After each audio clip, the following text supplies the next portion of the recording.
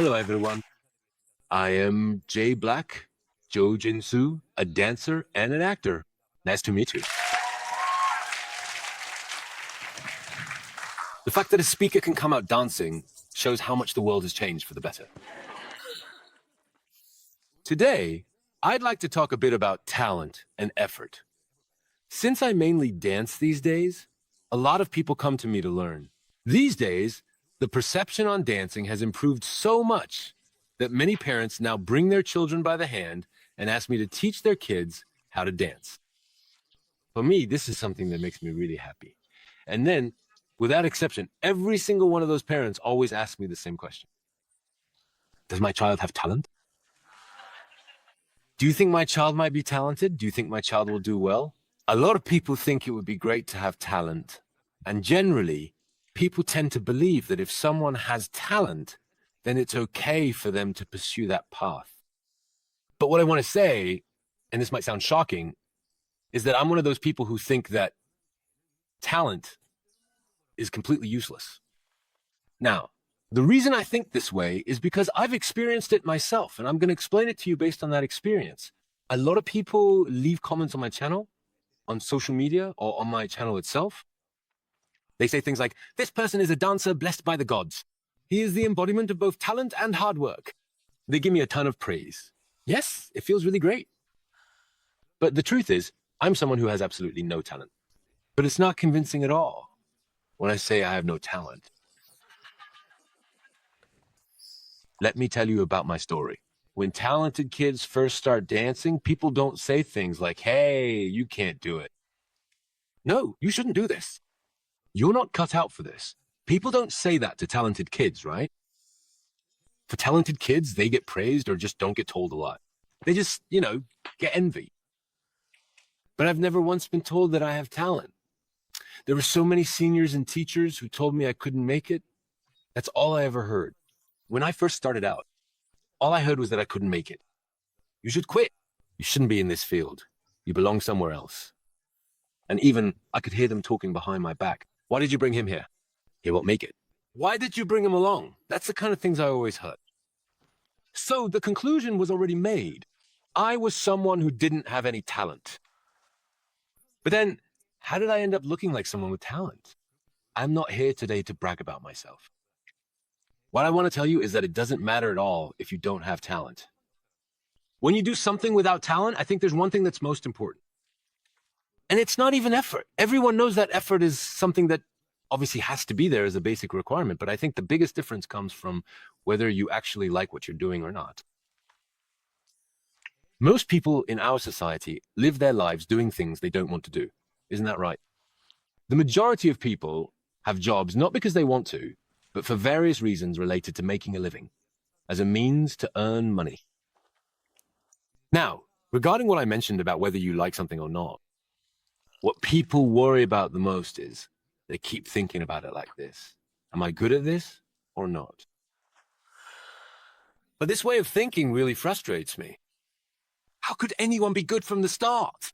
Everyone knows that. It's something that's just obvious. How could you possibly be good from the start? What a lot of people misunderstand is, oh, since I'm not good at this, I shouldn't do this job.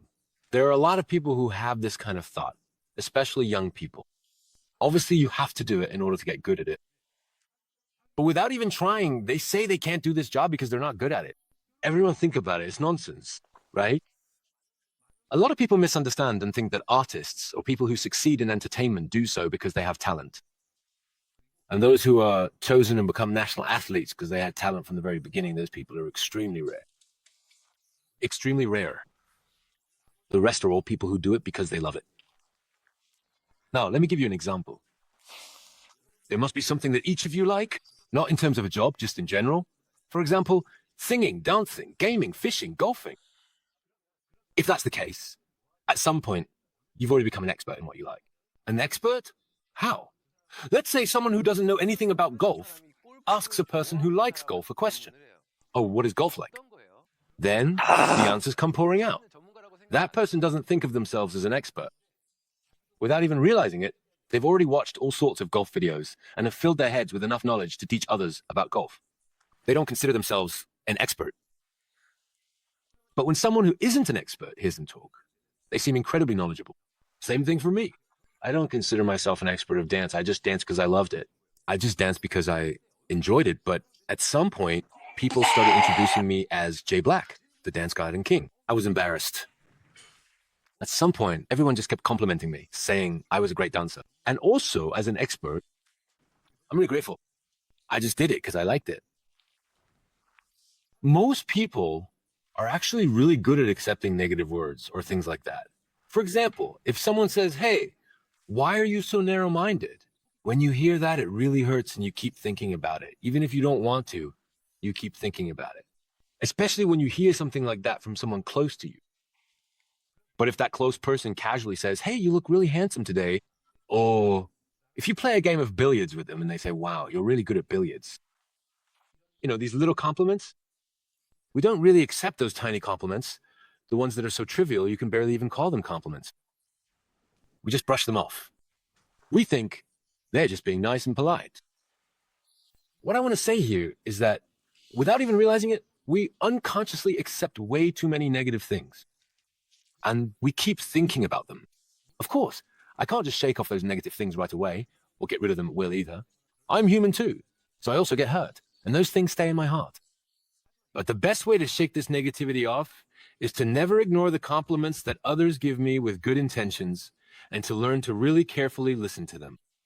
For example, it's like this.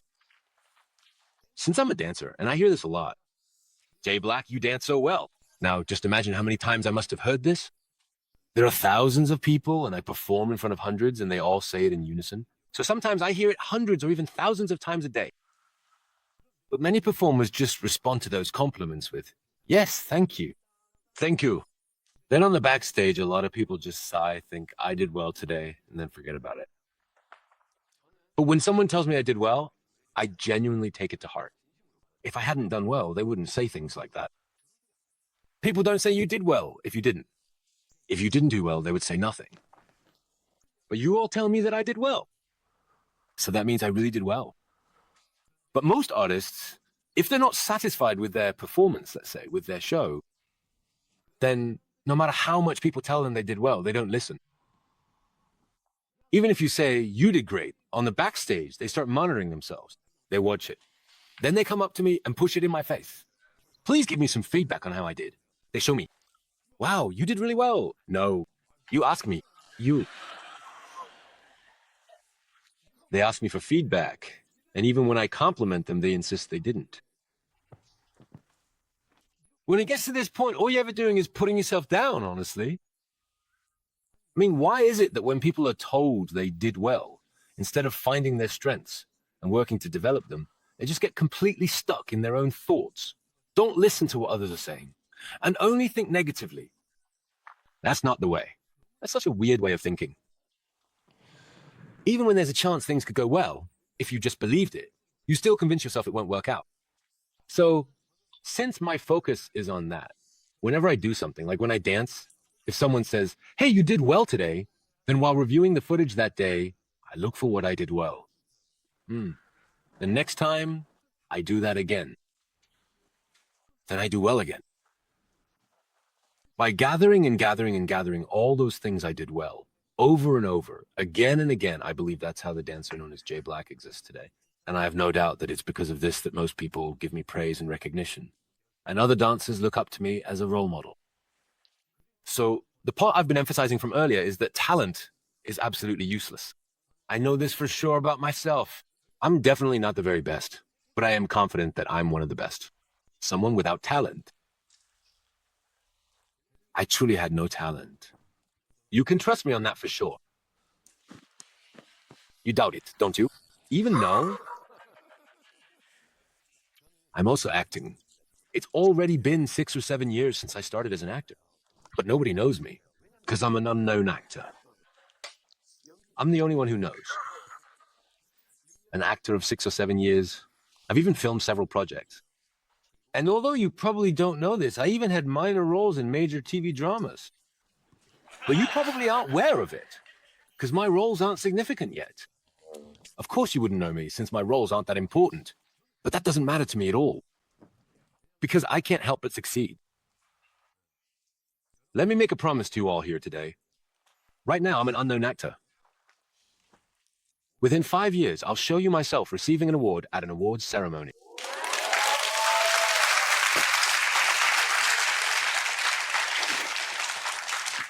The reason why I can make such boasts is because, let me tell you something that you can all relate to. Back in the days, I didn't even have $1 million in my bank account. $1 million? I didn't even have 500,000 won. 500,000 won? Did I even have 100,000 won? Anyways, I basically had no money in my bank account. And I didn't even have a car. I was a 32-year-old with no car. But I told the kids this. So one day I was at a concert, and as I was passing by, there was this Mercedes standing there. It was so cool.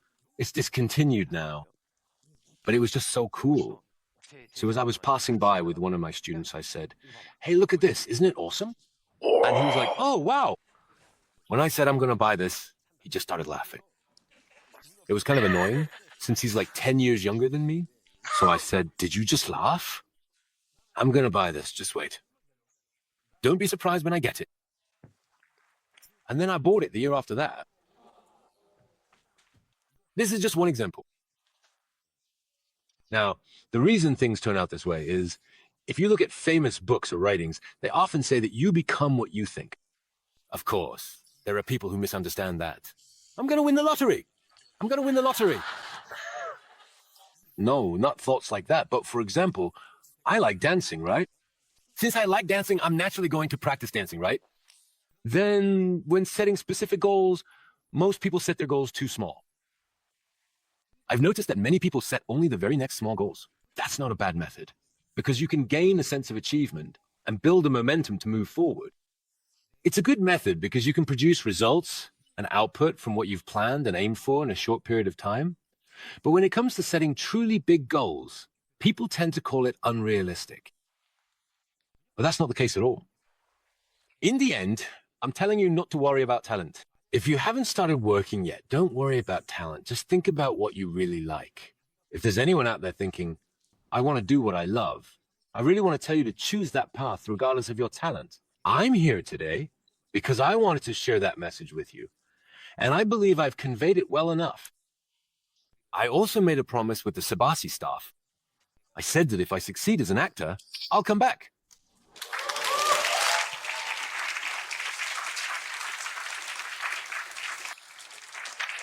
I don't know when that will be, but honestly, it doesn't really matter to me when it happens. Or does it? Maybe it is a bit important. It would be nice if it happens soon, right?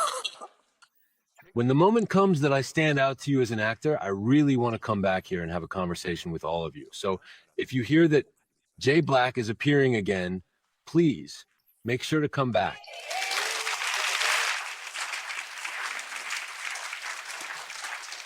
Thank you so much for listening so attentively. I really appreciate all your effort. Thank you so much.